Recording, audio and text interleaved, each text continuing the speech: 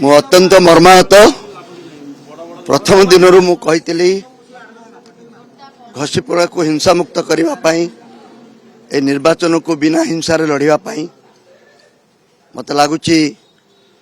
बद्री बाबू हताश हो पड़ती पुराणा अभ्यास को आपणई हिंसाकांड घटाई निर्वाचन पूर्वर साधारण लोकों को भयभीत करने एवं बूथ दखल करने रास्ता परिष्कार करने ये जो चक्रांत चली भावुची ता सफल हम ना घसीपुरार जनसाधारण तार उचित जवाब 25 तारीख देवे। पुलिस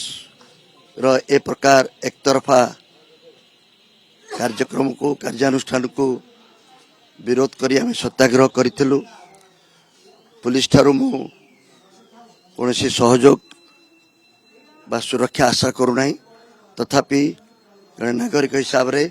जड़े प्रार्थी हिसाब से मोर समर्थन सुरक्षा दृष्टि मु पुलिस कर्तृपक्ष को एबे भी अपील करी जे से न्याय देवाई समस्त को सुरक्षा देवाई निर्वाचन को निरपेक्ष एवं विधि अनुसार करने सुजोग दिंतु। यही गुंडा एवं बाहुबली मान कब्जा आईन व्यवस्था को एवं निर्वाचन को छाड़ी दिंतु नहीं।